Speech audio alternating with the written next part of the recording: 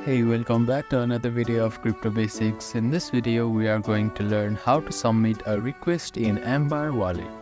First of all, make sure that you are connected to your internet.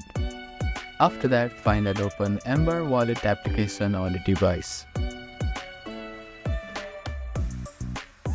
And log in using your credentials.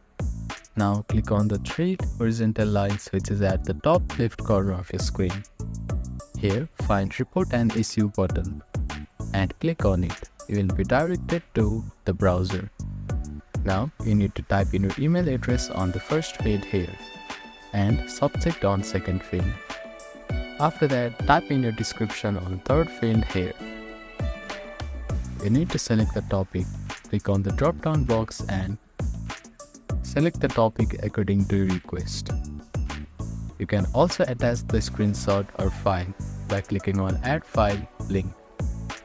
After that, click on Submit button. So that is how you can submit a request in Ambire Crypto Wallet. Thank you for watching this video. Please do not forget to like, share and subscribe to our channel and comment down if you have any queries.